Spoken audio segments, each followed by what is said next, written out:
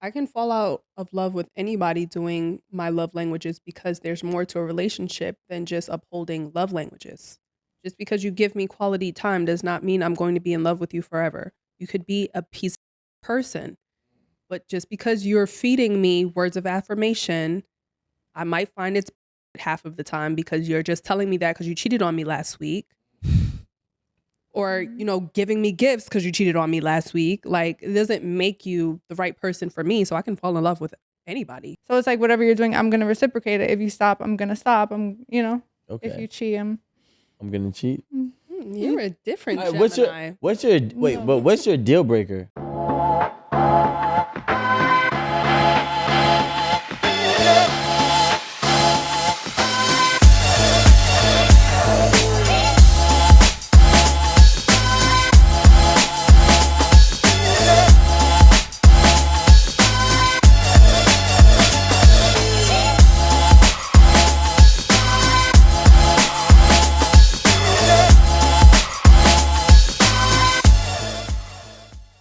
And she didn't even do it to me. She did it to another friend.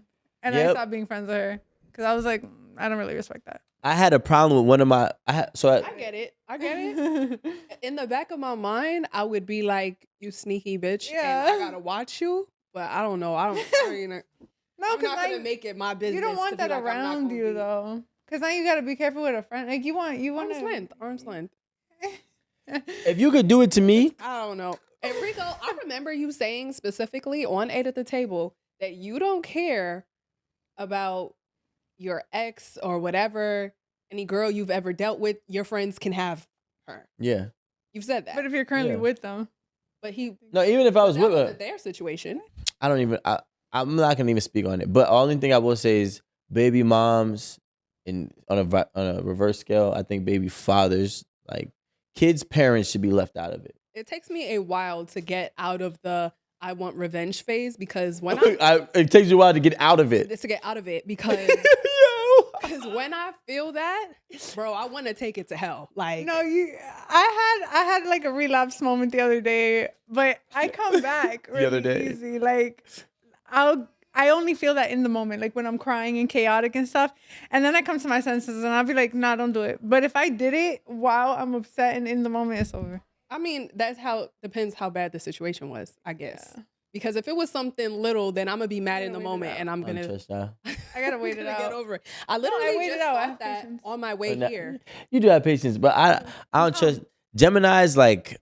I mean, listen, Kendrick Lamar is a Gemini, so y'all seeing he taking shit to hell. Like Kanye. Donald Trump and Kanye. You see all hell raisers. I don't understand that y'all are the problems of life. Like, putting in the category. Actions? I think we're God's favorites because we're protected. Geminis, we get away with a lot. No, I'm not saying that. Hold on now. You get away with it? I'm not saying. You can't say that. Geminis, like... What'd they get away with? I'm not saying Geminis that. Get away with because in order to say you got away with something has to be done. And like... Okay. I'm not saying me personally. I'm not saying nothing. This was a terrible decision, Marie. That's fair. I just thought about this. You sitting next to him. So. Coffee? Yes. He's gonna poop on himself. I literally just saw this tweet on my way here. And was like, I'm not. It's really good though. God damn. In the habit of like seeking revenge. I'm gonna let karma do its thing. It's like. And I'm like, I've actually got. Shit, we have 2 segments. Life got it. I'm just like, I'm gonna let karma do her thing. You can attract it though too, like until whatever she's taking too long. Wait, attract what? Like whatever, like like if somebody does something bad, you could like say like, okay, if somebody does this to me, this will happen to them, so it's not like you directly doing it to them, but it's you like manifesting their saying like, no, like this is just what happens to anyone who does this specific thing, so like now if you do this specific thing to me, like something bad is gonna happen to you, and I can't wait for it. And that's not no, but what if you literally can't wait? Like something bad is gonna happen to that person because karma's gonna do her thing, but it's like, what if she's taking too long? So you're karma. So then I gotta step in. She'd be like, hello, I'm karma. Right? Hello, I'm karma. Hello, I'm karma is crazy. I have a couple crazy screws, right? Just a couple. Mm-hmm. And everyone does, not just Gemini, so it's okay. No, but my screws aren't safe space. My screws aren't like I think everybody does, but there's levels to everyone. I think like my screws matches a Gemini's. Actually supersedes. But the thing is I Do you don't. know your chart? I'm not even really into it, but I feel like some Wait, people what are you? like What do you mean? What are you? An Aquarius. Aquarius. The thing we're trying to differentiate is a person's intentions on giving me or demonstrating the love language that I'm receptive to. So if you're intending to give me, let's say, acts of service, just so then that way I can, fall in line with whatever motives that you want or you need out of me, you're not doing it from a good place. So although you might be feeding me something that's beneficial to me, you're also feeding me to control or manipulate me into doing or becoming what it is that you want. Yeah, but I don't think the intent really matters because you're going to know if somebody's being intentional and genuine with you or not. So it's your decision if you want to play along or if you just want to leave it. Well, if that's the case, why do we ask people what their love languages are? Really, I think when we look at communication, right? Especially nowadays, right? Because now we have so many different people from all different walks of life and areas of the world. I don't really know you. I don't know your family. I don't know your friends. You're from New Jersey. I'm from Idaho. And now I'm just trying to learn you. So one of the, core questions is, what is your love language? So I can learn what works for you. But also in the wrong hands, that power could work against you. Because if I'm a person that's mistreating you, but I'm able to blend my mistreatment with whatever your love language is, you will stay for a longer period of time than you're supposed to. But it's like, what do you get out of that? Well, I mean, it depends. Like, let's say if you're a woman, all right, we got a broke dude. He don't got a house. You're a He woman. needs somewhere to stay. He needs somewhere to stay. Okay. What's your love language? Oh, you like acts of service?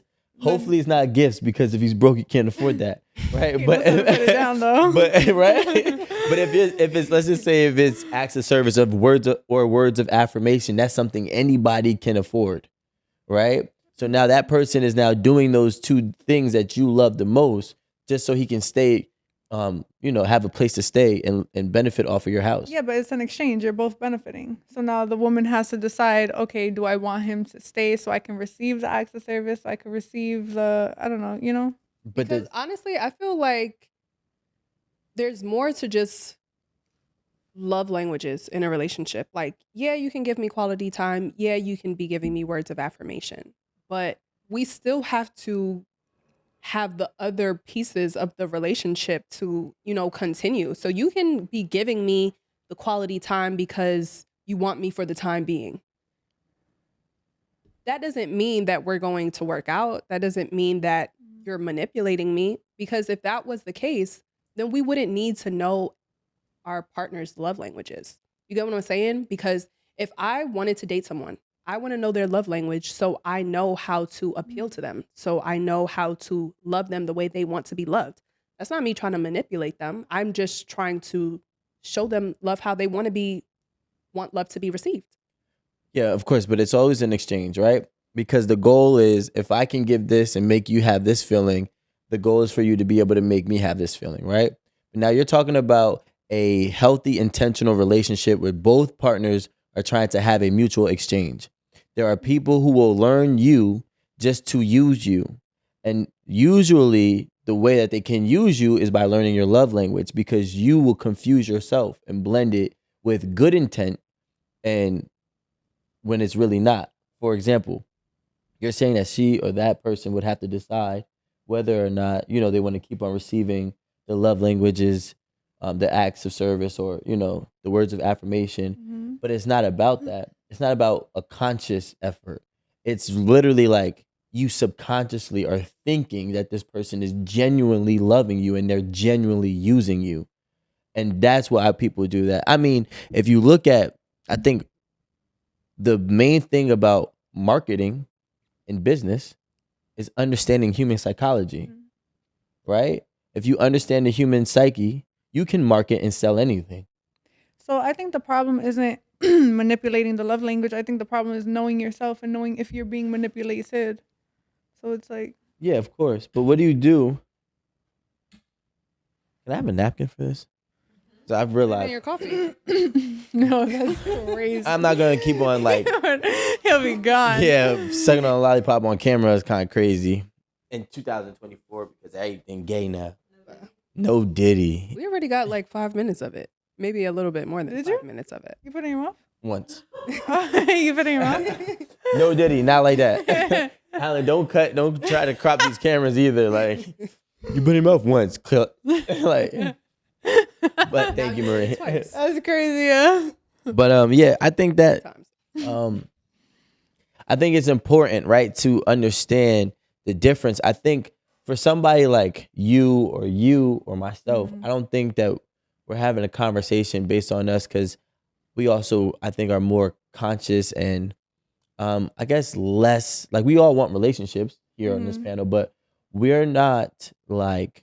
So how could someone not be manipulated? Yeah, how does a person differentiate who's being manipulated versus who's actually being loved properly? I feel like it's manipulation if that person does show you the love language that you want to receive love in and then stops once they get you. So No, I feel like if it's a continued thing, like I'm giving her quality time because that's her love language, I don't see an issue in that. I don't see that as manipulation. But if you're doing that just to get her and then you stop because that's just not the person you are, giving quality time or giving words of affirmation, you just did that for the little bit of time that you guys were dating and now she's hooked, you got her, and then it all just stopped. It's a self-worth thing because I feel like you should be aware that he stopped doing certain things that he was doing. Yeah. So if he's doing all these things in the beginning of the relationship and now he all of a sudden stops, you could bring it to his attention or you should notice it. You should notice a switch instead of just adjusting yourself because now you should probably pull away if you value yourself and be like, okay, this is what I fell in love with him for and he's not doing it anymore. Ladies, let me give you an example of using a love language to manipulate someone, okay? Let's say you're in a relationship with a man. Your love language is gift giving, okay? You also want to be in a monogamous, faithful relationship. He's a cheater, and he's constantly cheating. And every time you find out, he showers you with gifts, okay? Now, you kind of like, okay, cheating wasn't that bad. I'll forgive him again. But then he'll go repeat the process over and over and over and over again. This is a prime example of someone who is manipulating you with your own love language. He has no intentions on stopping in his actions. And he has a way to make you forgive or push his dirty work under the rug. So the thing with that specific situation is that's not a genuine connection. That's something that anyone can do for you. So and I wouldn't even really see that as, well, that's obvious manipulation, but that girl is an idiot. But that's a lot of situations. That's a lot of situations. But anyone could do that. So it's like the same way that he's just getting you a gift and fucking with other people. Now just go ahead and get other people to buy you stuff now. Yeah, but maybe he's buying something that most people can't afford, one. And two, the thing is this, when we're talking about being manipulated, I don't think people are being manipulated by people that they don't love, right? So you got to remember, you love this man, right? You already love him.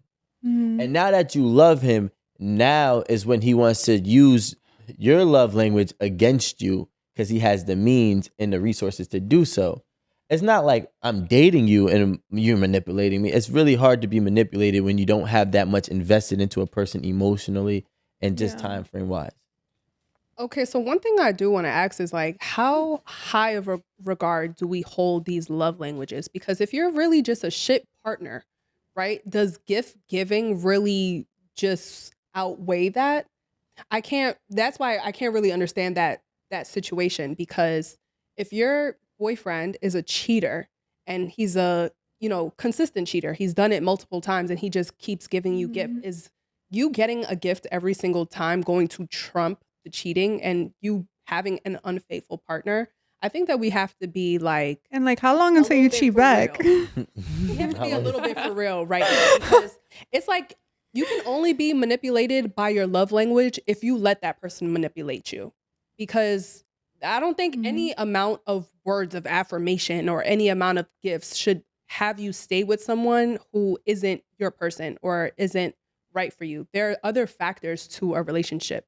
I don't think that if this person is just giving you all of these things that they know you love, I don't really think that that should keep you. I mean, it happens across everyone's life. And if you just think about it, there's people who are bad parents.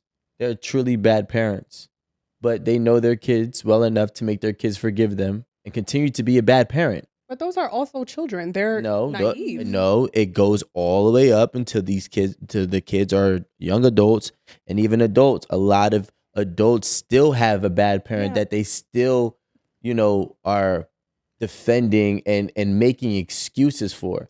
I think people make excuses for the people that they love all the time because they're easily manipulated by the person's demonstration of their love languages. But I think that's different. Like a child and a parent relationship is a little different because children, when they are young, they don't know any better. So actions from their parents seem normal. They grow up knowing this. They don't even know what being manipulated is because this is normal for them. So they don't even know the difference. They were raised to be like this. But that's the same, and that's what I'm trying to say. It goes on and it transpires and leaks into your adulthood habits. So if I had a terrible parent and the parent was never really there to spend quality time with me, right? It can happen on both sides of the street. Let's say my parent didn't come to my football games. My parent didn't spend any quality time for me. My parent never gave me reinforcing, encouraging words or words of affirmation. So now I meet this person and they do those three things that I never had. Those three things make me feel special. Those three things make me feel a love that even my parents couldn't give me. Yeah, but at what point are you going to hold accountability? Because that's a victim mentality. Like, my parents did that. This is my parents' fault. Like, when are you going to be like, okay, let me be accountable for this and just change it? Well, we got to... Or be mindful. I think that it's really like... what I'm really referring to is not more so like being a victim. What I'm really referring to is that somebody has a value of something at a high level because of either something that they've always experienced or they never experienced. So let's just say if their parent on the flip end side, would, beat them and abuse them and then shower them with gifts as a form of apology. That means they can take that same concept and use that in their life as an adult, in their relationship, their partner. There's millions upon millions of women, right, who are victims of some type of abuse every single year in America, let's just say, but realistically in the world. And there's different ways and reasons why they're staying with this person, right? So it has to be a form of manipulation and that person knowing their love language and utilizing it against them. There's girls who get beat by their husbands or their spouses, and then, I mean, not spouses, but their husbands or boyfriends, and then they come back and that boyfriend will then buy them a gift. And it kind of makes the pain go away. And I'm not saying it's a good thing. I'm just saying that it's something that is real and it's actually a lot more prevalent than we think, right? And a lot more, prevalent across all relationships, not just men and women, but, all relationships. So, but I'm saying, like, let's think from that standpoint, because I don't feel like, I mean, have you feel like somebody ever used your words, your love languages against you, Deseriee? I mean, I wouldn't mind it. As long as it's not like abuse, like, I don't mind if you find out my love language is gifts. So, like, I actually enjoy being love bombed. Even if it's false. Even if it's false. Because it's like, I don't know. What do you... The attention? Yeah, the attention. So, I don't know. Or the fantasy. We could both put a fantasy. So are you into like entertaining the love bombing because you also love bomb, or you just like knowing that someone is or maybe that into you? Because it could be fake, right? I might be a love bomber. That's pretty good. But no, I That's really good. Might be a Didn't think about it. I didn't think about I'm the same that. person. No, because no, realistically, I don't know. I kind of like go back to it. You know, like if you're showering me with gifts or you're showering me with acts of service and doing all this stuff, then I would reciprocate it. So it's like whatever you're doing, I'm gonna reciprocate it. If you stop, I'm gonna stop. Okay. If you cheat, I'm gonna cheat. You're a different All right, Gemini. what's your deal breaker? Is disrespect. So my deal breaker is just like if I feel like I'm being disrespected or then I just. What does disrespect look like for you, right? Because disrespect for her could be cheating on me. Disrespect for her could be calling me a B word or calling me out of my name. You know, what is disrespect for you? I don't know. Can you give me scenarios? And then no. Well, okay, so you've been in relationships before in your life, right? Mm-hmm. Do you remember or can you pinpoint one of the times you felt the most disrespected? It doesn't have to be in this relationship or. I don't tolerate a lot, so it's like really easy. Like even like following a girl on Instagram or not showing up for me in the hospital. Like, like remember that conversation? Yeah. But so yeah, like things like that are probably deal breakers. Like not telling somebody you have a girlfriend, like, if somebody's asking, do you have a girlfriend? And you're just like, oh no, like, I don't know, whatever. Then that. So, all right. No, you really don't have a girlfriend. All right, let me ask you. Like, and I'm going to fuck that up too. So let me ask you this question, right? Let's say you're in a hospital, right? You're going through something that's life-threatening or traumatic in general, right? And you're in a relationship and this person doesn't pull up, right? He sends a gift. But then he starts love bombing you and sends you a gift. Once you get out the hospital, let's say you get out 2 days later, he'll say he was out of town.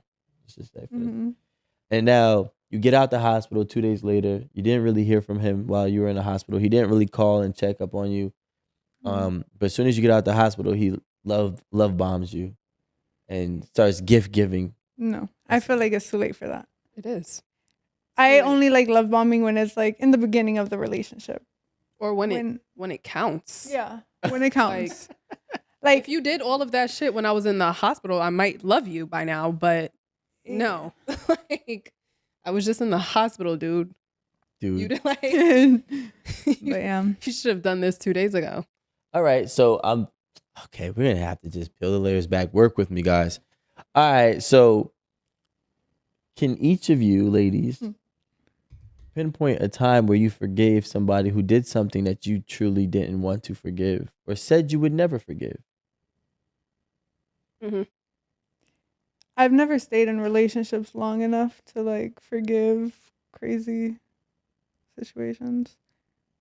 Yeah. You know that's crazy because if I didn't forgive what I shouldn't have forgave, that would have been a short relationship. And I think back on it every time. And you'd be like, why did I say? Just left from then. Yeah. Why didn't I? You see it the first time. People show you who they are. You got to take it. Like, don't take it with a grain of salt. That's who they are. So when you forgave, what was your reasoning? Like, what did you say to Amanda? Like, I got to forgive this person. I got to give this person another chance. What were they doing that was balancing out a reason, or not balancing, but presenting a justifiable reason for you to find it in yourself to forgive them for their actions? It wasn't even that much of a justifiable reason, which is why I always thought back to it and be like, I should have left. Because honestly, there was no reason to forgive that, to be honest. But what'd you tell yourself? What? I don't know. They're sorry. I'm like, they're sorry. I'm like, I'm probably gonna, give them the cold shoulder for the next couple of days, but I think we'll be fine. That's literally what I told think myself. The more dramatic the person is, the more I'm like, nah. Like, the more I'm like, please stop. Like, now I'm really not going to forgive you. I'm with you on that because it gets me mad. Yeah, like. Don't cry to me when you fuck up. Like now that, I'm mad. Like. I should be the one crying. And if I'm not crying, but you crying, we have an issue. Yeah, that's what I'm saying. Why'd you But I'm saying, like, you're the victim, technically. You know what I'm saying? I don't know. I really should have. I should have just walked away. It's okay. Now you know. Now don't stay longer than you should. Next time. I'll give another chance if it's a small thing. Like if it's something that I'm like, okay, that might have been stupid, or I talk to my friends about and they're like, "Does like come on, be for real," and I'm like, okay, fine. I could get over it, but if it's something I know I'm not gonna get over, I'm gonna bring up months later, I'm not even gonna waste my time. I'm just gonna stop it right there because good way to think of that. Yeah, because I already know, like, if I proceed in this relationship, is this something I could put behind me? If it's not something I could never bring up again and continue with the relationship, I'm not gonna move forward. I should start telling myself that. Yeah, because even when I like continue with a relationship, keep thinking about I it. know this is not going to be the last of this. I'm going to bring it up again and again because it happened and it's not going anywhere. So I don't do that. But how long are you gonna hold on to it though? I don't until my brain just feels like it's not important enough. But I'm not a one chance giver though. I feel like I give multiple chances because no relationship is perfect. I feel like you're gonna go through some shit. I think you're gonna find the perfect relationship. I don't think I'm gonna find the perfect relationship where I think you go could. through nothing. Well, no, not go through nothing, but not where it's like unbearable pain. No, like no, I'm not saying like or you have to unbearable pain, but I'm saying like we're gonna go through some shit. Like I'm gonna get like super mad at you about some shit. Maybe you might get super mad at me for some shit, but I don't want you to leave me. Like let's work it out and like move on. I don't know. So maybe that's my problem in my head. I feel I could find the perfect relationship. Maybe that's the problem. But what is perfect? Yeah, I think it exists. Like you don't want to argue about shit. No, I don't mind arguments, but just not being disrespected, like prioritizing me, just doing every love language, So you need them all. Yeah. But do you think they're not hard to do? They're not. I feel to do like every single one.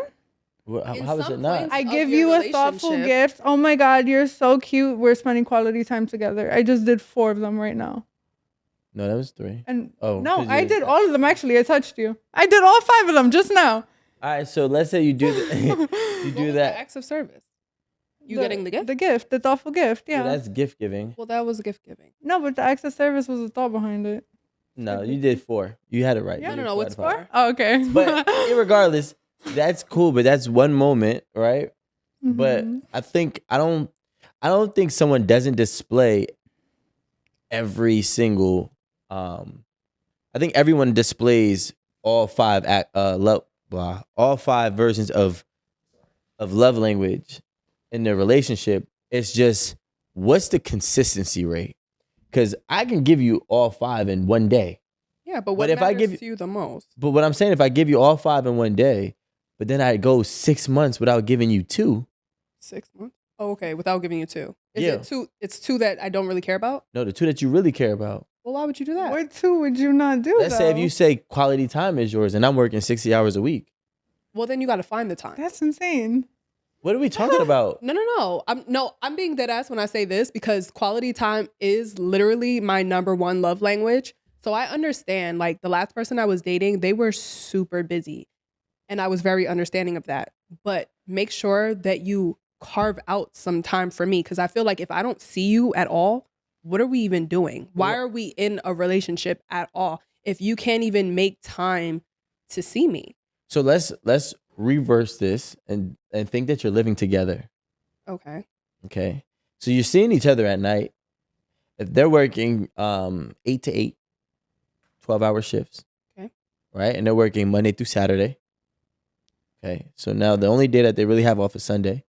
They come home at 8 o'clock at night. They eat dinner. They probably shower. They might watch a little TV and they go to sleep to get back and do the same thing tomorrow. Mm-hmm. On Sunday mornings, they sleep in. Well, quality time could have been watching TV together than laying down and going to sleep. But you think that a person who's slaving 60 hours a week wants to watch wants to watch? Just to watch TV. Why you can't do it with me? Because you might want to watch some shit that you don't want to watch. Okay. No, but that's the difficulty in dating someone that has a crazy busy schedule when your love language is quality time because you try to be understanding of their schedule, like knowing that they're going to be tired all of the time.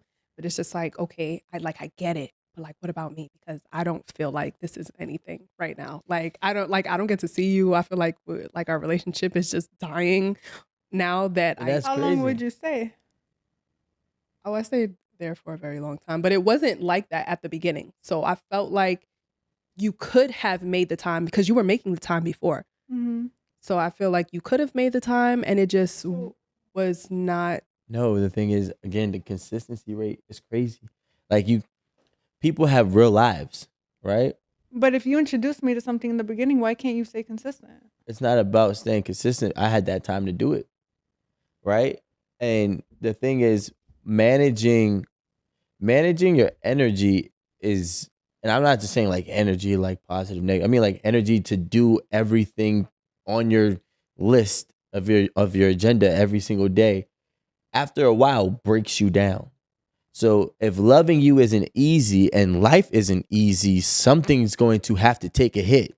And oftentimes it's going to be the loving you part because I still got to go to work and I still got to pay these bills. So like, again, I feel like a lot of times people are talking about relationships as if things don't happen. We could be good right now. Rent just went up $200. I now have to work a second job. I didn't have to work a second job the first 3 years, right? Now I do. Or maybe you want something more.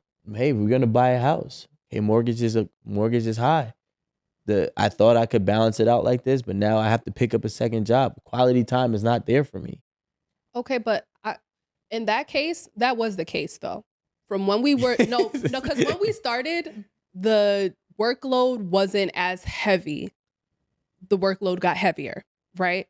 I was very understanding of it, but it's just like, how do you fix that? If quality time is my love language, or maybe that relationship is just not going to work. If quality time is my love language and you don't got the quality time to give me. I feel lonely now. I'm dating someone and I'm lonely. Like I'm by myself all the time. Everything that I want to do, I now do with my friends because I can't do with you. It doesn't really feel like I'm in a relationship. So like, what's the point here anymore? So what matters more to a person that has what matters more to a person that has quality time, love language prioritized as number 1 or number 2? Stability, financial stability and security, or quality time? Which one matters more for them? Well, the stability, obviously. So again, this goes back into that old ass saying. Let me know if you heard the saying before, Des.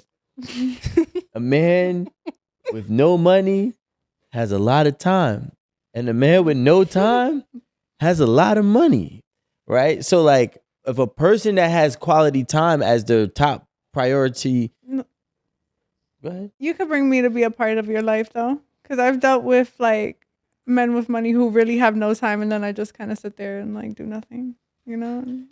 Yeah, that's like kind of annoying. I'm not gonna lie. Is it?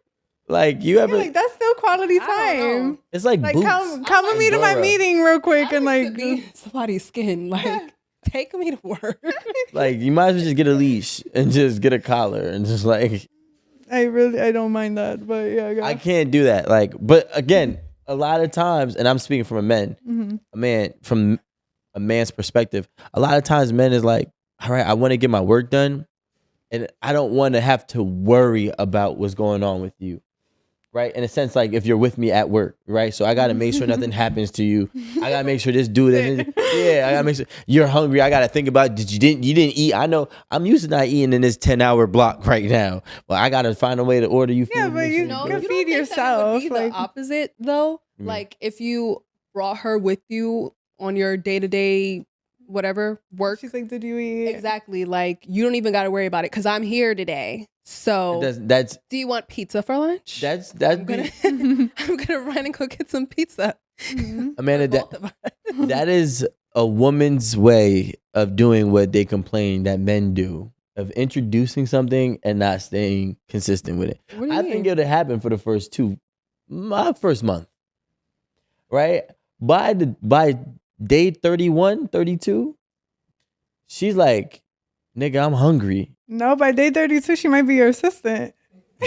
She might know how to read your books and everything. Yeah, honestly, that sounds more realistic. Men don't want women to be intrusive on their business. By day 32, you don't even gotta work no more. She got it. Double team.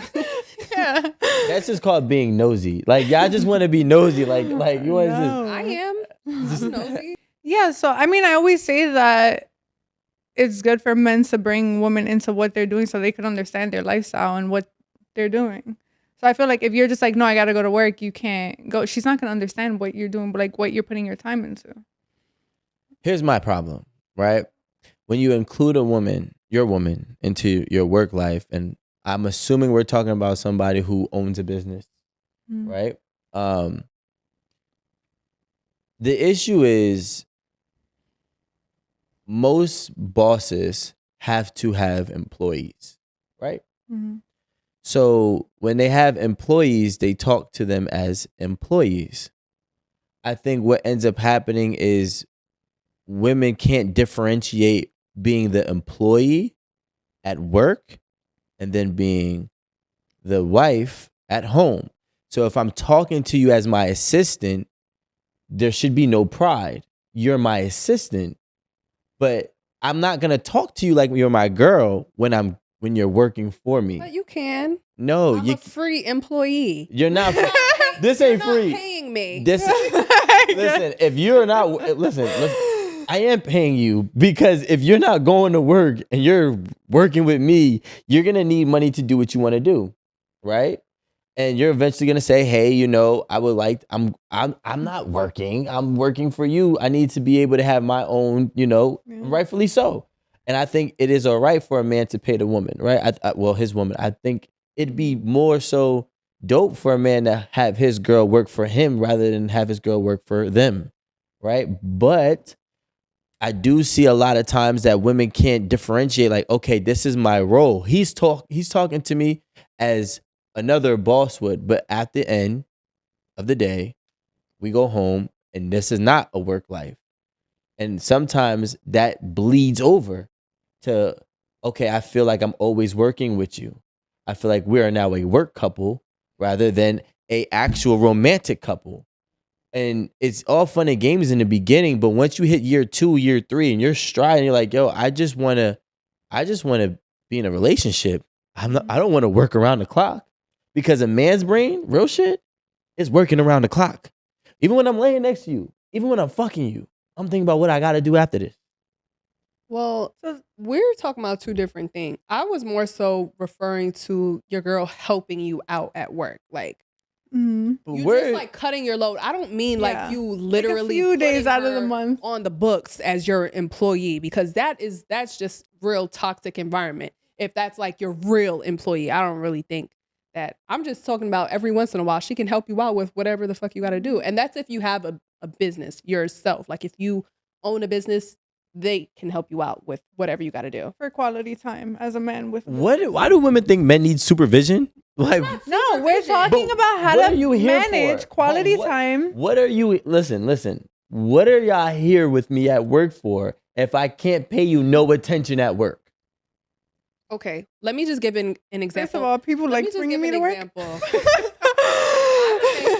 I don't mind showing. I don't mind showing you off once or twice. A month is cool. Oh no, my girl's here with me. But I feel like y'all talking about quality time is like 3 times a week. Like, nigga, you work a lot. All right, I need to be there at least half the week. Okay, hold on. I'm a baker, right? I do cakes. On Tuesdays, I do my grocery shopping, right? Mm-hmm. You can come with me grocery shopping. You can help me. What? I will send you the list. No, you get these things. I'll get these things. We'll meet up. This is things that I'm compromising for quality time. No, yeah, because I don't have to be busy enough that I don't get to see you on a Tuesday. I'm grocery shopping, so you can do that with me. My job permits anyone to just come hang out with me. You can hang out with me while I do a cake. Like, honestly, just sit in the kitchen with me. You can watch me if you want. Like, and we can talk. We'll talk while I do my cake. But that's just me and my business path. You think you need a sister, not a boyfriend. Like, you think he want to kiki with you in the kitchen while you bake and go grocery shopping? Men barely go grocery shopping in the relationship. They do, though. They like to see me work. Yeah, I mean, no. I don't like men who like to see me work.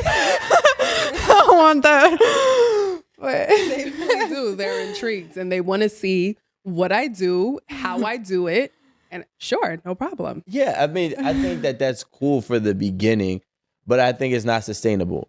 You know what I'm saying? Like, a man is not going to be like, yeah, I care about watching you bake cakes and we've been together for 7 years. Like, this is not, it's not going to be a thing. And reality is, once you actually are with the person, and I think more so my mind might be stuck on having a long-term relationship. I'm not really putting this perspective on short-term relationships, right? Like, what's lucrative over time, because we get bored with each other and life happens for every relationship. And then when life happens for every relationship, or when it does, the dynamics change. I had quality time before. I don't have quality time now, but you want financial stability all the time. And now I have to make certain sacrifices. Vice versa, right? Maybe, gift giving was a thing I could do. Now gift giving isn't. You know what I'm saying? I do think that words of affirmation and physical touch is typically the easiest, but it's also the hardest when you're already dealing with life's burden. Because I can't even reassure you, and I'm struggling to reassure myself.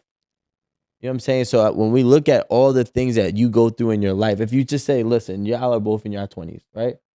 If you took your entire 20s, however many years that's been, for a man it's 3, right? If you take your entire 20s and you said, I had to have a partner from 20 to now, and think about all this shit that you had to deal with, and this person would have had to adapt to throughout all of it, right? You're going to be like, yo, every single love language is going to be compromised at some point. It is. And I know both of your lives. I know both of your lives, all right? Amanda, I met you when you were 20. Like, it's only been 2 years. You didn't. Like, how old are you, 21? Okay. All right. Cut the cameras. But you feel what I'm saying? Or no? I'm actually going to be 27. I just want to like, not 21. What year did I meet Amanda? I was probably 23. That's cap. No, I swear to God. I was 23. I think you met me at 21. Yeah. I met you at 21. Actually, you might have been 20. About to be 21. That was a mess. You met me at 22, actually. I turned 23 that year. The year keeps going down? The year keeps going. All right. I met Amanda at 21 and her at 20.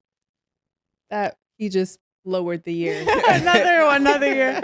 But what I'm saying is, all of you, both of you, including myself, right? We've all been through mad shit in our 20s. Some good, some bad, some okay, some not.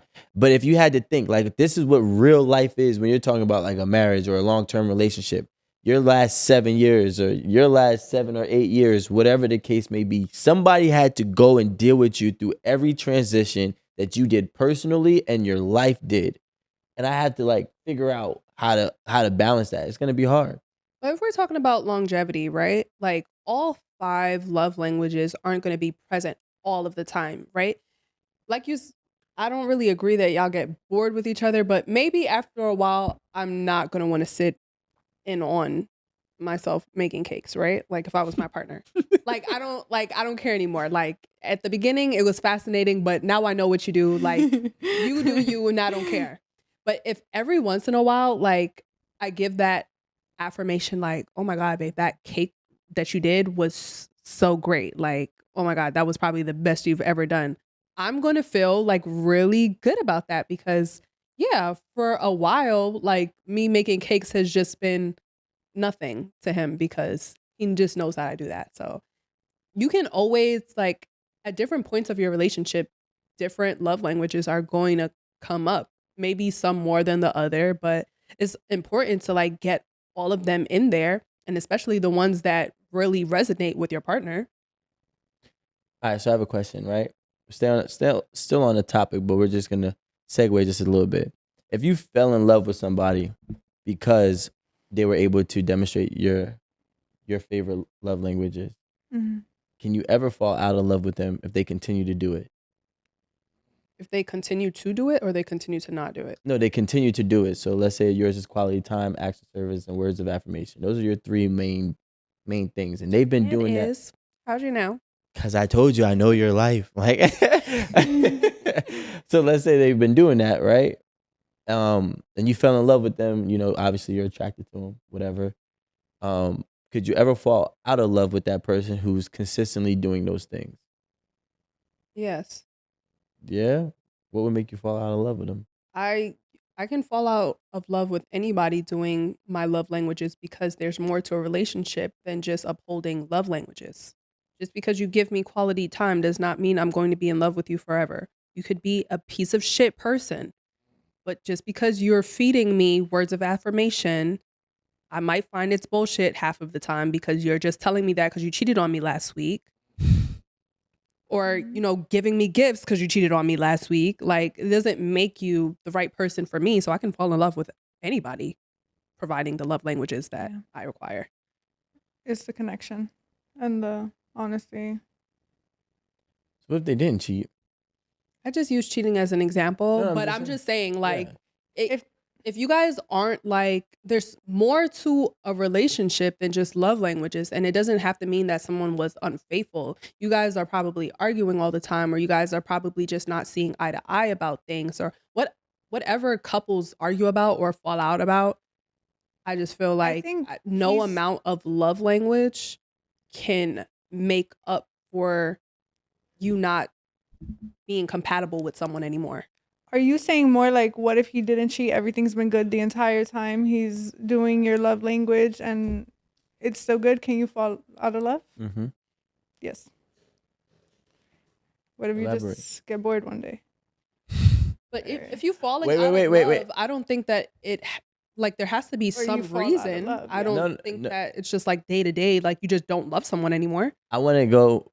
Let's dive on that. So you said, what if you just get bored? It's scary, but we're human. I think somebody can wake up one day and just not love the other person anymore, even if they're doing everything right. I don't know, not me. I'm very loyal to the people I love. No, I'm not saying me personally. I'm saying just anyone.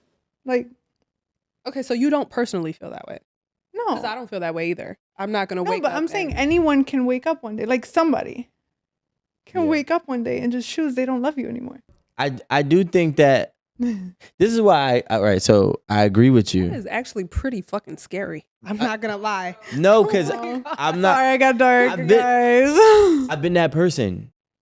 Like, I've been that person who had a great relationship, no fucking issues, and I just woke up and I was like, I think this is what makes me think that perfect is boring. And did you wake up thinking like, damn, she's not as bad as I thought she was? No, because she was bad. Like, she was bad. She had a fat ass. She had the Betty Boop body, which was one of my favorites. It was just too perfect. It was just like, was the connection? They say like no chaos. They say like perfect gets boring. Like, and maybe it's a personal thing where I feel like, as a man, if there's nothing to conquer, then what am I doing? And I felt like my relationship was perfect, and I was like, there's no obstacles.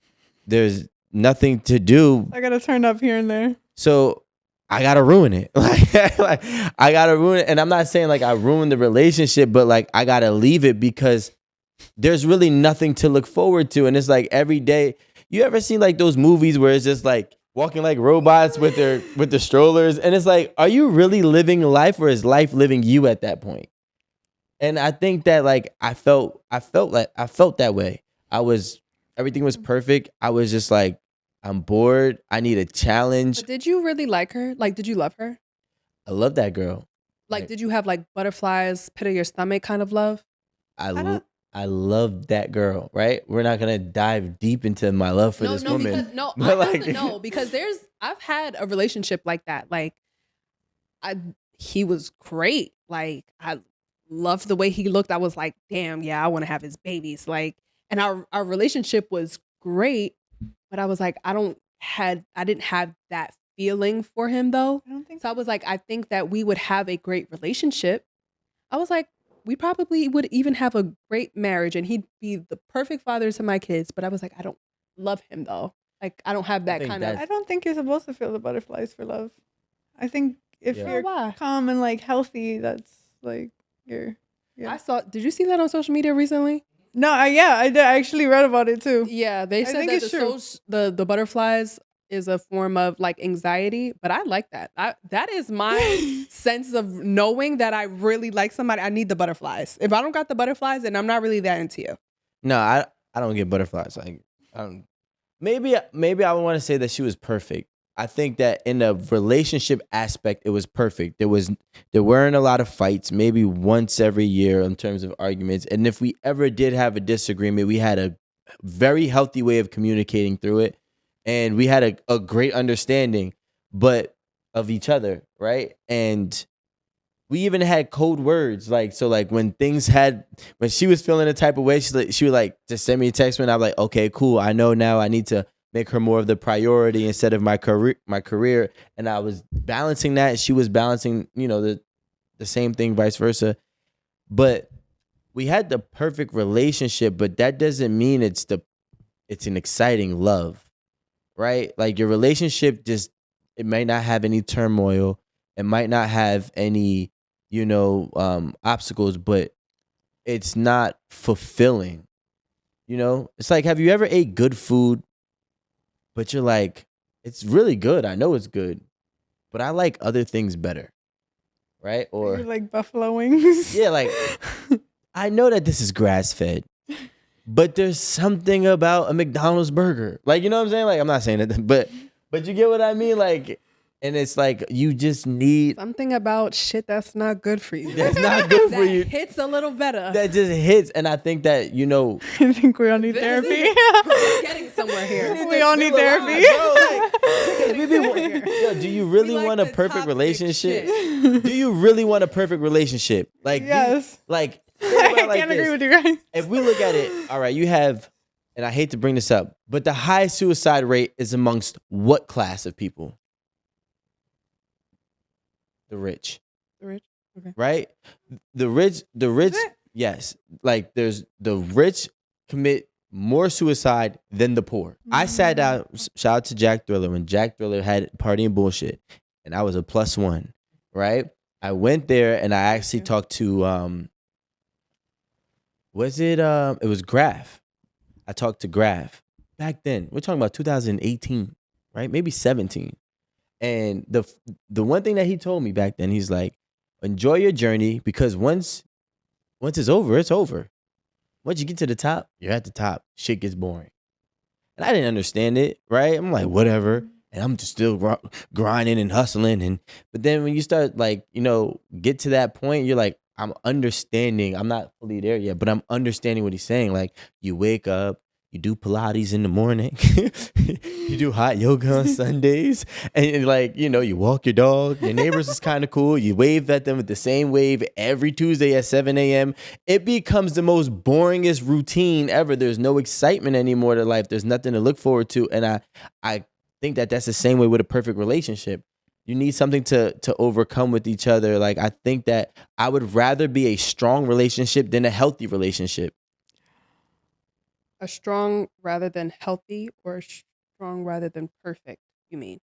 Well, I'm equating perfect to healthy. That's what I'm saying. Like, because to say that you don't, you think a healthy relationship is. I mean, okay, a strong relationship over a perfect relationship. I just think that we conflate the perfect with being healthy. Like, okay, they're really healthy because they're perfect. But if somebody has a little bit of turmoil, they're toxic. And it's only a little bit. Like, you know what I'm saying? Not really, because just a dab. Even when you said that you and your girl, like, you guys knew each other enough to like talk out your arguments because you guys knew each other, that's healthy. Like, you guys still argued, but you No, we didn't. We didn't fucking argue. Why didn't you just like stir it up a little bit? Yeah, you said that. Nah, because that's you were crazy. able to talk shit out like amicably. Yeah, I mean, I think so that was the first time in my life, I think me and her both ever had somebody who was receptive. We actually had a sit down at month 1, right, of being official. And I'm like, listen, if you have an issue with me, or issue with what I'm doing, this is the way I need you to speak to me, or this is the way I need you to handle it. Because if you do it in this way, right, and I used the example at that time, I'm not going to be receptive, and I'm going to respond with a different part of me, right? Mm-hmm. And she implemented that immediately. And then when I spoke to her a certain type of way that she didn't like, She sat me down and she told me and she talked to me. It was never an argument. Like I never had a yelling match with her. You know what I'm saying? I never had a fuck you. I never had a disrespecting match with her. You know what I'm saying? It was a sit down, have a conversation. This is how I work. This is how I work the best. This is what I need to thrive, and vice versa. So I never really argued with her outside of month 1. We had one argument, and that was it. We had disagreements. So did you feel you guys weren't strong because of that? Did you feel like she was a yes man? No, she was not. She was not a yes man. But were we strong? I don't know, because we ain't together, right? So like, because of you, because you don't like perfect. It's not that I don't like perfect. It's just that like it just got boring. So then I went and started traveling. Yeah, that was his stir it up. So like, huh? This was your younger days. I mean, 5 years ago. You weren't mature enough. It was mature. I mean, even if I had the same relationship, I don't even think now he would prefer it. Yeah, I wouldn't want it now. I mean, he just doesn't want it. I need controlled chaos, right? Like, I need, give a dog a bone. Like, you know what I'm saying? Like, don't just feed me gourmet meals. Like, I need a treat too. Like, if she was a yes man, I could understand this a little better, because if you don't argue with me about anything, if we have disagreements, and I'm not saying that it has to be an argument, like full blown, like crazy argument, but like, you tell me how you feel, I'll tell you how I feel. And like, we can have a little back and forth about our feelings. But if you're just like, all right, babe, you got it, then I feel like you're not really listening to me, and you don't really care about how I feel. You just don't want to argue. So you're just always going to, you're going to be dismissive, and you're going to always make me feel like I'm right so that we can just move forward. That is a relationship that I wouldn't really feel that strong about. And yeah, it's going to get a little bored to me. Or maybe you do, and you're just not saying it, just because you don't want to argue with me. Wait, I want to make sure that that's not the case, that you don't think that that's how she was. That's why I asked if she was a yes man. I said if she was, then I would understand you a little bit more. And it was so shocking because it would be like, I would watch her like interact with other people. And it felt like I was getting like a whole nother version. I'd be like, damn. I'm soft with you. I was about to say, you put her in her feminine. Am also like that. I am also like that with other people. Like, yo, what? Like, I'm a little bit of a tough cookie. A little bit. Like, I'm a little combative when it comes to other people. Other people know not to play with me. But when I'm in a relationship, I am super soft. Like, super OD. Like, okay, babe. Okay, babe. All right. You think like, that's I'm so sorry. I really don't want to upset you. Like, how can we fix this? See, I like that. I like apologetic people. I think I'm a yes man in like every other I'm saying like every other aspect except for when we argue. Like if it's like 3 a.m. and you're like, pass me the remote on my nightstand all the way over there, like I'll get up out the bed and like, get your room, whatever. But if we're arguing, is like, I'm not. No, you guys just roll. My friends are actually always so surprised to see how I act in a relationship, because they feel like, bitch. And I think it's usually like that, right? It's usually the opposite for each, right? I think that the people who are hard with everybody else are soft with their spouse, and the people who are soft with their spouse are hard on everybody else. Mm-hmm. I think that's the balance of people. Like some people are like consistent throughout both, but I think you usually get to see the opposite. I was asking you, do you Stonewall? Like, Stonewall basically means like you shut down in terms of communication. Yes. Like you just ignore, you won't speak, you'll walk past if necessary. Yes. I'll like journal for a few days, like to figure out my thoughts and how I feel about it. And then one day out of nowhere, I'll just like come and say everything. Do you think a journal could also be like, see, my thing with journal is this. Right. I think journaling is good, but I also feel like journaling can sometimes remind you about things that you don't need to be reminded about. I also feel that way. No, but I think you do need to be reminded about it, because it's like you can't really forget how somebody treated you. But why? No, sometimes I would like to forget. I feel like journaling to me is like getting my shit out in the moment. Right. Sometimes if it's a good journal, I might want to read back on it and like remember, oh my God, this was a good day. I remember I wrote about it. But if it's a bad journal and someone hurt me, or I was just trying to get my feelings out, I'm not going to want to reminisce on that shit. To be honest, like I'm not gonna read back my shit at all. I mean, I don't think mind the journaling. I just don't think that you should reflect. Like, here's my thing. And do you journal every day, no matter what? No. That's my issue, right? I don't journal the good. Yeah, you don't journal the good, so it's easy to only go back and reflect on the negative with that person, and you can literally convince yourself to believe that this is the worst person for you. But yet, like, you should have a red journal and a blue journal, right? The red could be the bad days and the blue should be the good days, right? And then you should be able to separate them, because if you even, I feel like most people only journal when they're, in that dark space. Some people do journal all the time, but for some reason, the dark space pages hold so much weight, you flip to them first by accident. Right? All right. And then you open up a book, which opens up a door, which makes you look at your partner like, I deserve better. No, but the thing is, or like, damn, I remember I wrote about this and that's kind of not resolved. So should I bring that up? Yeah. You read it again, like, no, because I remember when. Yep. But I remember it was on December 23rd. Yeah, 6:02 p.m. You recite what you journaled. No, but it helps you learn more about yourself too. So, because then it's also like, I don't know, my journal, I could bring it, read it one day, but it's like a science experiment. So it's like, okay, this is what happened. This is how it made me feel. What did I get from it? And then it's like, why did I feel that way? Like, when was another time I felt this way? Has this happened to me before? And then it's like a whole thing of, Okay, so that's good. Do you have a free write journal or do you have like a prompt journal? It's a free write journal. Okay. That's a lot of questions that you ask yourself these questions. You go into like a rabbit hole, yeah. My friends call me to ask them questions too while they're journaling. They're like, ask me stuff. Like, I'm going to read you what I have. I'm like, okay. And then I'll ask them like, why'd you do that? I don't ask myself questions when like, honestly, my point in journaling is just like Alan said, to like untangle the wires, because sometimes I have so much thoughts and they just go like this.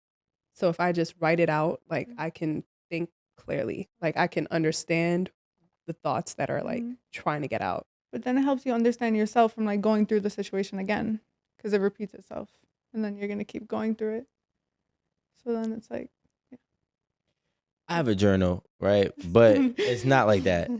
Like, my journals are totally different. Like, my journals, I mean, people were watching me for months. I have a journal, and it's basically like manifesting journals and just like focus, mindset focus, and just growth type of journals, right? Because I feel like it's easy to get caught up in what's inevitable. And what's inevitable is me getting upset. What's inevitable is people letting me down and people pissing me off. Right? That's gonna that's gonna happen no matter how old I am and who the fuck I deal with. So what I need is something that's going to keep me grounded on the actual mission. So my journal is meant to remind me throughout the day, or at the night, at the end of every day, or the beginning of every day, of what my focus needs to be. So I might go and, let's say if I'm dating and this girl's getting me tight and she might have did some nut shit that really just is supposed to knock me off my course for 3 days to a week. When I go back to my journal, I completely like push it to the side. I'm not saying I don't deal with it, but I don't wear it. And I think it's important to not wear what happened yesterday, today, but I do understand some people need to learn so it doesn't repeat. But again, when you're in a relationship, journaling could become detrimental just because we tend to only journal when we need an outlet versus just journaling as a good, healthy habit. I think it could only be detrimental if you don't want to face what's happening. I mean, I disagree. I disagree. Like, because, yeah. No, because it's like, if you don't want to come to terms with what's happening, you don't want to break it down. You don't want to dissect the situation or go back on it. You kind of just want to push it in the back of your mind and forget about it and move forward with the relationship. When it's like, this person is realistically probably not treating you the best and you did write down about it, but now you don't want to go back to it. My thing is that I believe that when people journal about negative things that are happening and occurring in a relationship, they never journal from a pinpoint. They never journal from a perspective that they could be the problem, and that's the issue. So, like, you journal why this person is doing this. You're journaling how you feel in that moment as a response to this person treating you this way, but you never journaled what was the root cause. No. Right? You What? never No, journaled that because I fact that he's probably told you not to do something 4 times, so now you're mad that he called you out of your name. And I'm not saying that that's healthy, but what I am saying is that you're forgetting what role you played in your journal. So it's easy to make him the villain when really you're the one that's sabotaging the relationship. No, but that's what I What? said. After you break it down, you kind of go to like, And that's if you even break it down to all of the questions that Yeah, if you you even ask do that, yourself that, when you journal. But for someone journaling, it's just how they feel. If that's their perspective of what happened between them and their partner, that's their perspective. If you want to be more self-aware in figuring out what is your part, or if it's me, or what am I doing that can help this situation, or what am I doing that causes these kind of situations, you need to find deeper help than a journal. You need to get into therapy. So guys, as we're speaking about journaling, tying it into love language, do you think that people really know themselves? Do you think that knowing yourselves can prevent you or let you know when someone is taking advantage of you, manipulating you, or creating some kind of abuse? oh, you want me to answer? Anyone, No, if a you lot of was. people Sorry don't know if I was themselves. staring at you. No, you guys both looked like no, but a lot of people don't know themselves. No, and I think a lot of people might not want to know themselves or spend enough time to learn themselves. Why would they not want to learn themselves? I don't know. It could be scary sometimes Because they could be ugly. because you might not. It could be boring, maybe. Like if you know yourself, if you know your values, your morals, what you stand for, then it's like, now what? I feel like it's easy to start there, right? Like, what are your values? What are your morals, right? Because when you know that, it's like, okay, I know what I stand for. Mm-hmm. And when you know yourself, like, really know what you believe in, you know what you like, you know what you won't take from a person, you really start like to categorize like what makes you you. Yeah. It holds more power because once you know yourself, nobody can't tell you who you are. So it becomes really hard to even manipulate you, right? To take advantage of you because you know what you stand for, you know what you don't stand for. You know your standards. Exactly. So you can't let anyone like walk all over you or create any kind of abuse against you, for real. I think it needs to be taken a step further. I don't think knowing your standards from the surface level is knowing yourself, right? You need to know why your standards are what they are. Where did they stem from? Because a lot of people's standards and perspectives came from somebody else's rules for their lives. You never created one for you. You just lived that was one that was supposed to be told, or that was told to you, or was supposed to be lived by, right? Maybe it was your parents saying that, never let a man cheat on you, but really just your mother can't accept that. And maybe you can, right? And I'm not saying that it's negative. I'm just saying that your standards and your thresholds are different from somebody else's. And a lot of times we only spend time on what are they rather than where did they come from, right? A lot of people don't know how to think for themselves. They only think from what was told or taught. So I do think that knowing yourselves will allow you to not, accept any type of abuse because you actually know where it comes from. But I do think on the flip side, right, when somebody doesn't know themselves, it also blocks them from blessings rather than taking abuse, right? Sometimes some people don't know themselves, and there could be a woman right now who's Miss Independent, and that woman is so independent and so gun ho on being independent that she's blocking her blessings from getting the man that she really will be truly happy with, right? Because she was taught and or told that this is the way that she should be. So she's not taking abuse, but the only thing she's doing is taking like a loss on, she's robbing herself on a day-to-day basis because she's not actually taking the time to know herself and actually be okay with whatever she is or he is, right? The thing is, if I sat on here and say, listen, if you're a woman or a man, and if your partner does step out on you and you truly know in your gut and your heart it doesn't hurt you as much as it hurts them, stand on it. They're going to tell me I'm crazy. But the reality is people don't even want to know their own standards, which blocks them from knowing them own selves because they want to be accepted by everybody else. That's why I think it's scary. Yeah. You know, and I think that's the thing that you have to start on. Not saying, okay, step 1 is what is it? Step 2 is where did it come from? And step 3 is this what I truly, truly stand for? Like me, does it bother me? Yeah. You know what I'm saying? And when people can get to step 3 and stop running off of step 1 and 2, then they can find a more purposeful, happy life. And then your love languages can't be manipulated. No, you know what I'm saying? It's hard to manipulate you when you know you. If everybody knew who they were, there would be no influencers. Very simple. Everybody knew who they were. There would be no influencers. There would be no role models. There would be people that you might want to aspire to be like, but you would never want to aspire to be or emulate. There would be no control over what the outside influences have on you if everybody knew themselves. I don't agree. I agree. Okay. I don't agree because I don't think that and I wouldn't really call myself like some super influencer, but I feel like the point of having influencers is so that they can influence us, not so that we want to be them. Whatever they're doing in life can influence us. Like, okay, say this one influencer I follow.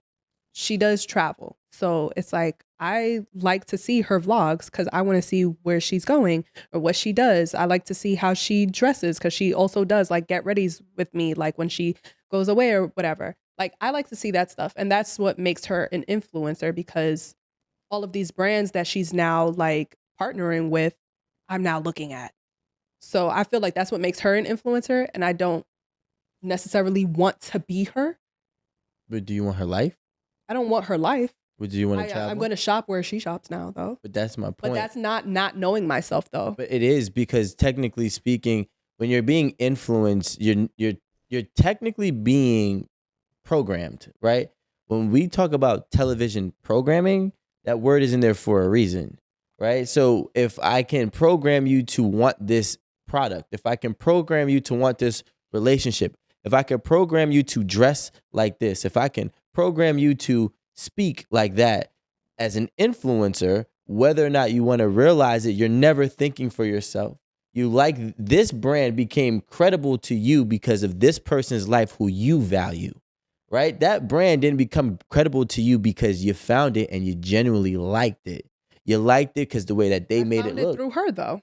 Exactly. But even if influencers weren't in place, we have commercials for brands. We have ads for brands. And who do they use? And who do they use? Celebrities. Okay. So there are influencers too. Celebrities are influencers, right? They are. So since anything became on a screen, okay? Anything became on a screen, there has always been validation of something, whether it be a product, a form of lifestyle, or a method, a way. Standard. Yeah, a beauty standard, anything, right? Has always came from a physical person of value. It always has come from that. And that's why they get paid the big bucks, right? The brands pay who? The people who can make you buy into them. And what does that have to do with who I am as a person? Not knowing myself, because I know who I am. What brands I now buy from because of that influencer has nothing to do with altering who I am as a person. No, but like what I'm saying is separate it, right? To understand that, do I like this for real? Or do I like this because of the way this person made this look, right? Sometimes, I'm not saying every single time you only like a brand because of the person and the way that they made it look. Sometimes you might genuinely like a brand's collection and you found it through this one person. Right. I'm not saying that doesn't exist, but what I'm saying is most times, right? You would never want, there's people that would never want Gucci, Louis, if it wasn't being pushed on the wealthy. There would never be people would never want to be a football player if it wasn't on television. Nobody wants to run into people for a living, right? But it's on TV and you get paid the big bucks and then they make them look like superstars. So it seems okay. Nobody would want to wear a bodysuit if women weren't wearing bodysuits and making them look good. Women with body. Or how about this? You bought something that you liked Right. at the time and now you no longer like it. We all did that, right? Okay, maybe. Now, when you ask yourself, where did the like actually stem from? What was the core of it? It might be, I'm not saying it is, it might be the fact that everybody else had it. It might be the fact that a specific person had it, because people always do their best to fit in, blend in, and be a part of the nation, the world, the masses, or just the popular group. You know what I'm saying? And that's where a lot of our different things come from. But you think if somebody really knew themselves, they would stop buying the things? Like let's say if you were, if you had drove a car, right? And I never liked that car before. And then you drove and you popped up on my timeline. I'm like, you know what? Let me just at least see what it is. I trust her opinion and I trust, the brands that she works with. And I get into that car and I'm like, wow, I actually really do like this car. Then I look at all their other cars and I learn about the cars and it's something that I genuinely like. That's something that I found through you. Yeah. Right? But now let's say on the flip side, you bought this car and I'm like, Deseriee got it. I need it. You know what I'm saying? Lil Wayne drives a Range Rover. Now we need a Range Rovers. Right? You know what I'm saying? Like, and that's what happens. Like, absolutely 1000% not like that. Okay, yeah, that's great. First of all, I like nature, right? And that's because my mom took me to the Poconos every fall. So it's like, I know that that's the kind of environment I like. But also when I started going on vacations by myself, and before I even started going on vacation by myself, my mom also took me out of the country, and I like tropical islands. I like beaches. Beaches is like my favorite place in the world. So it's like, I don't prefer one over the other, but I'm definitely not going here because I've seen it online because that person went. Absolutely not. That's just what I enjoy. If I know Bora Bora has like amazing beaches, I'm going to want to try there because I have not gone. I've went to Trinidad, I've went to Jamaica, I went to these other places with amazing beaches. Now I'm going to try Bora Bora. But not because this influencer was there, or maybe because that influencer was there and they showed a whole vlog of them being there and they couldn't stop talking about how the beaches were so amazing or whatever. So that does not determine what I like. I already know what I like. That just influenced me to go to that place. So let's say you're about to go on a vacation with your spouse and he's like, hey, listen, he's an investment banker and he's going to be on the phone a lot. And he's like, quality time might not be there. And I know that means a lot to you, but the beaches is something that you like, right? I want to take you here because I know that you've been wanting to go here for whatever reason. Now you guys get there and he's not having that quality time with you. He told you he was always going to be on the phone and he is always on the phone. He's walking away from you. You're like, babe, look. And he's like, hold on. And then he walks out and then you don't even see him. Are you going to be posting that you're having a great time at this Bora Bora resort or Airbnb? If I am having a great time, then yeah, I will post that. Would you? To be honest, if the expectation was set before the trip, if you already knew you were going to be busy, you're going to be on a phone call, I wouldn't even consider this a vacation. Sounds like a solo trip. You're just really there for the sex in the night when all of the activities for the day is over.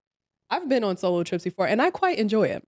Like, honestly, every time I look to travel, I'm no longer asking anyone to join me because I enjoy being by myself and doing things by myself, exploring different countries by myself. So I would not really take that much offense to you having to work.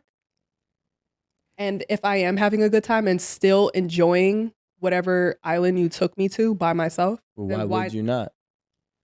Why would I not what? Have a good time. That's what I'm saying. Why would you're saying asking me would I be posting but if I would be if I am having a good time? Why would you not? Well, to other people, that might ruin their trip. Their spouse not being present, but for me, if I am still making the effort to do things without him, then I would say I'm having a good time. I'm saying if I was just like in the house and he didn't really want me to go anywhere because he wasn't able to go and he's only available after 5 and we can only do things after 5, then maybe I wouldn't be having the best time. But if I can just go and book stuff for myself and continue By to, yourself. yeah, then yeah, I'm having a good time and I'm going to post about it. I think that's lies. But go ahead. Why? What do you think, Desiree? What's your I opinion? don't really agree with that being a solo trip. I think he's compromising in a way he knows how, because he could have not taken you on the trip to Bora Bora. You know, he could have been working and you could have been home. Facts. Yep, that is true. So why would he even come? Why wouldn't you just send me? What? Because he wanted to be there with you. Well, But what are he you still doing? does have to get work done. Okay, but what are we doing together? Fucking. he's beach. there. On the beach.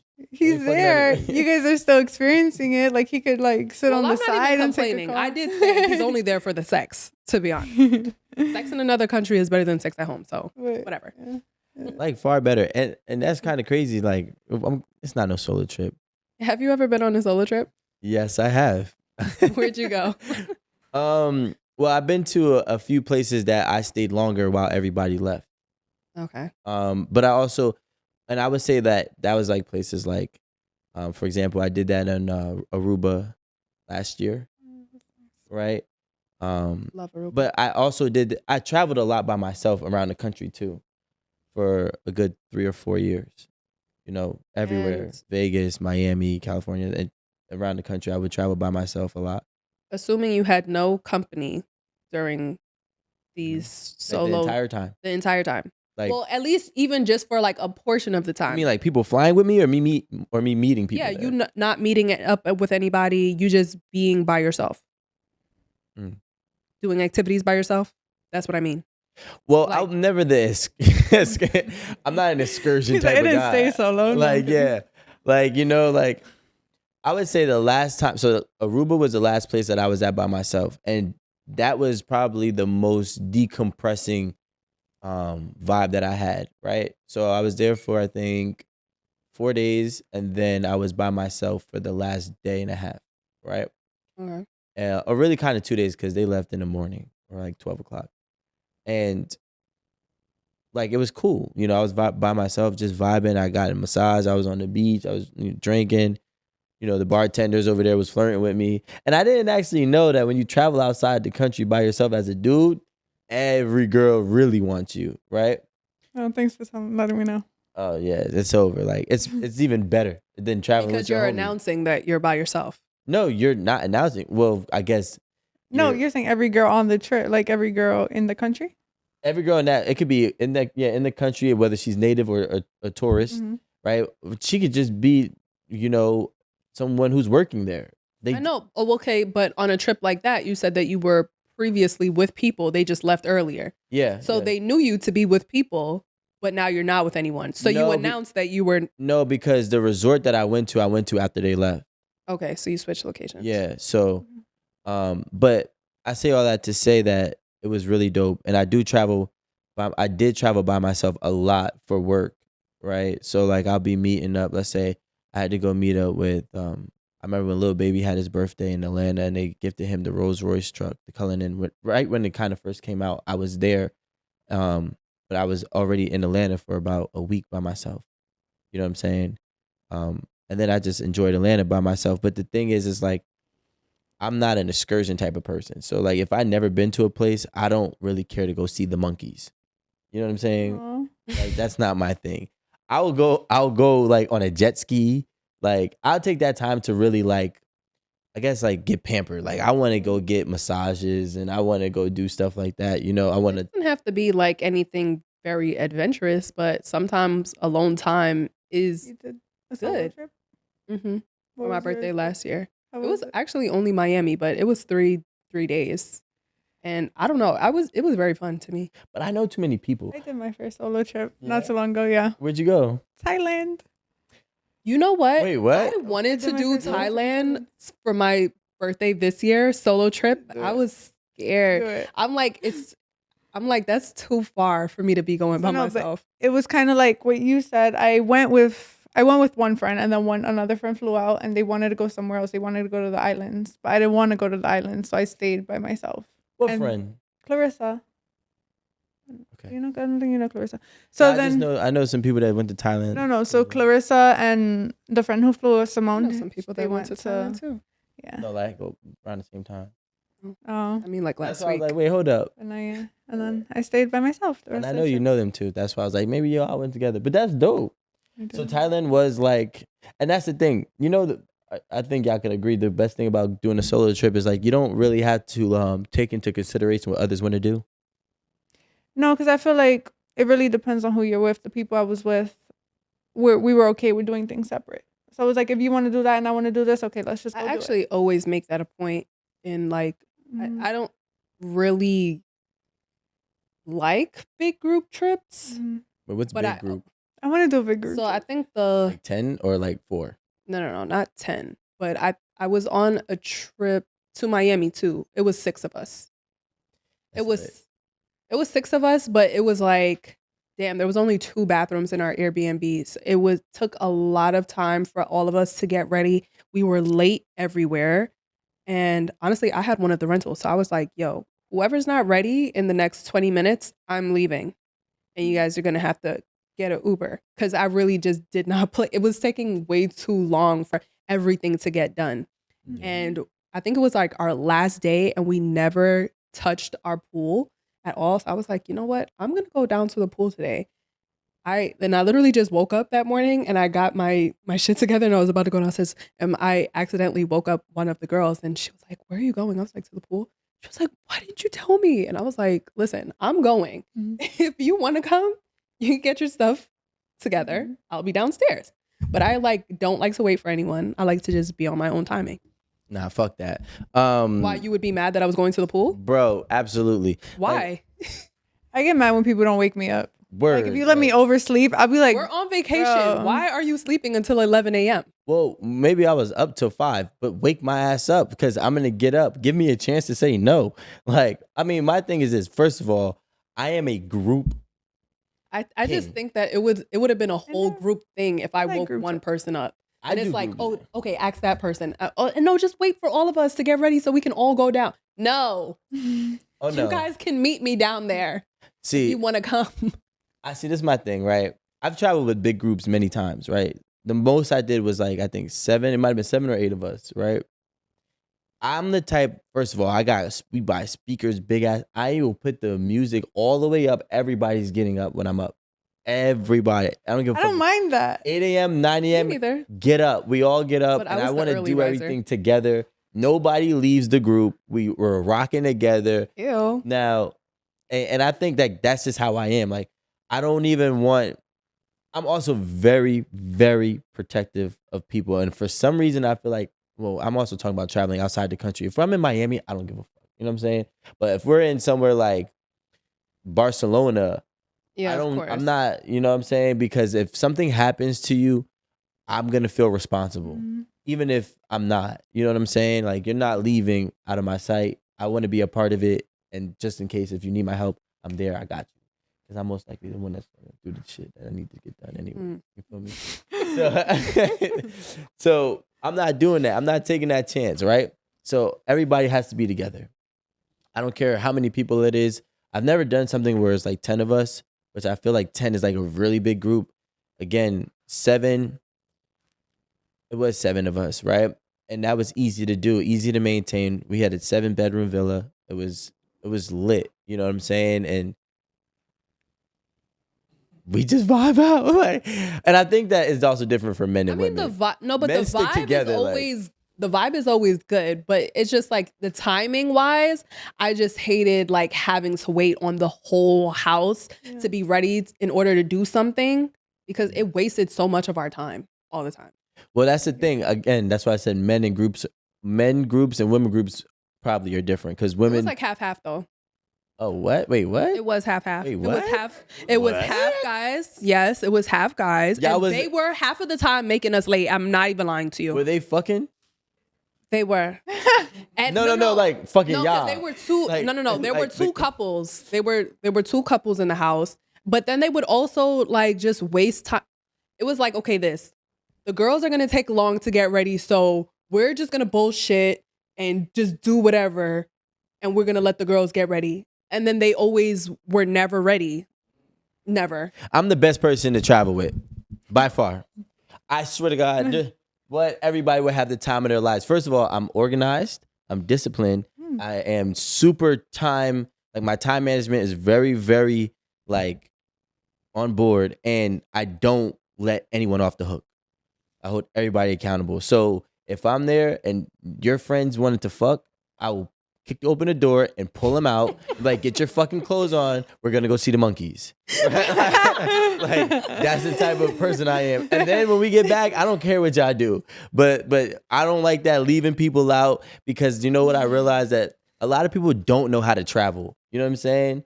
Like, and you bring somebody who doesn't know how to travel.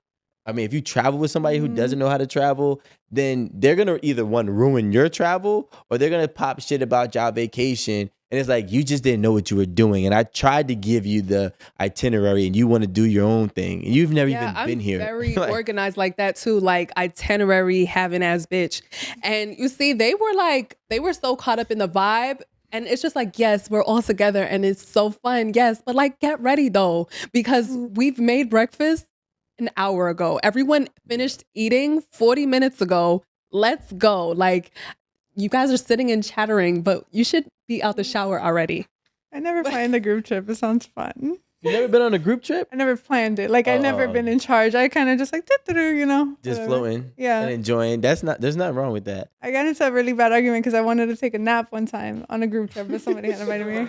Ooh. Yeah, I needed a People nap. hate that. Yeah, they hated that. So they come into the room and sprayed me with a water gun. That's me. No, that's fun though. That's me. But I lost it like it wasn't even cute. I had to go back home. I flew back home. I think that same night. Yeah, because I couldn't even. I had to leave. I wouldn't have that. Like, I wanted to fight. Yeah, I was like, no. Okay, I understand you being that angry that you wanted to fight. Though. Yes. That's what got you mad? Everything got me mad. I had just laid down. You really underestimate how mad someone's gonna be though when you wake them up out of their sleep. Yeah. So one of my homies was like, and this is another thing. I hate when the homies like fall in love with a random girl for a whole trip. And then next thing you know is like, I feel like I'm pulling you out of a relationship. And you're fucking up our vibe. So one of my homies, he met this girl, he really liked her. He just kept fucking her all day, every day. And I got mad. So I'm like, yo, bro, listen. We have to go to a yacht, right? First of all, the yachts aren't cheap, right? And it's already been paid for. Like, let's go. He's like, all right, bro, I got you. 10 minutes. You gonna bring her? No, he was gonna bring her. But they was fucking. He just wanted to keep fucking her like a rabbit.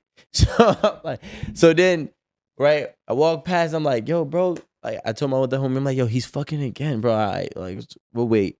15 minutes pass by. I'm like, I'm drawing a line. No, you have to threaten to leave them. Then they'll be. No. We would have probably stayed. So now I'm banging on the door, right? Brian, let's go. Brian, let's go. Now you saying his name. So now I'm like, yo, I told my homie, like, watch this. It's a fake name, y'all. It's a fake name. I got this big ass like bucket of water. I'm like, come on, bro. I gotta tell you something. Let's go. He's like, all right, bro. So I hear him like getting up, walking. He opens the door. I just dump the water on him. Let's fucking go, right? And then oh no, it would have been war. Now you've created 30 more minutes because now we gotta fight. Nah, I'm not the friend you want to fight. We gotta fight. I'm the fighter friend. So then he got ready, and then we went on the yacht and we enjoyed our time. And guess what he got to do? He got to fuck on the yacht instead of fucking in his bed. Like, come on. Of course he enjoyed himself. You know, he got me back, but we're gonna leave that story out. Should we say what our love language is? I feel like in that whole conversation, we never even specified what our individual love languages are. So just as we're wrapping up with the love language conversation, what are each of you guys' love languages? Well, hers are gifts. Oh yeah, you did mention that you like gifts. What is else? that the only one? No, I think words of affirmation too. Words of like affirmation. I need a lot of reassurance. I don't know. I guess more like tell me how you feel in the relationship. Like tell me I'm beautiful. Like tell me you love me. Yeah, like I love Tell you me so I'm perfect. much. Yeah, exactly. All of that. Like tell me I'm everything you've ever wanted. Like That's not. Oh my God. I'm kidding. No, but yeah, that's really it. And then the gifts too, yes. You like getting gifts? Yeah. You like giving gifts as well? Are you a pleaser? Yeah. Are you a pleaser by reciprocity, or are you a pleaser by being initiating? It depends. It's weird because I think if a man is more masculine, I'm a pleaser by reciprocity. But if he's like a little more feminine, which like I have experienced, like a little more feminine men, I'm a pleaser initiating. Because then it's like when when a man is kind of like excited or like, like geeked up a little bit, like when he responds to compliments and stuff like that, or like pleasing, then I'll probably do it more. Start wearing the pants. Yeah. But when a man is more masculine, I will wait for him to do it. And then I'll give back. That makes sense. Words of affirmations don't work for me. No offense. I know I'm great. I've always known I was going to be great. I know I look good. I spend a lot of time, effort, and energy in making sure I look good. So trying to reassure me when I'm already assured is like stupid. Something else. But that's the truth. You know what I'm saying? Like words of affirmation. So what does work for you, Rico? Acts of service works for me, especially when it's prioritized and added with, a sacrifice. So in sense of like, let's say you don't have the time to do something because you might have a work meeting and I really want this to be done, but you'll sacrifice your work meeting to get whatever I really want it done. Not saying that you're going to do that to your detriment, but, demonstrating some type of sacrifice for me through the acts of service is like, it really makes me, it really shows me that you truly do care and or love me because you're willing to do things for me. To prioritize what I may like or want or need. And I think that's the only way I really feel like somebody loves you is when they're doing something for you, even at the cost of them. That's how you know somebody really, really loves you. The rest, I mean, gifts are cool. Physical touch, don't touch me.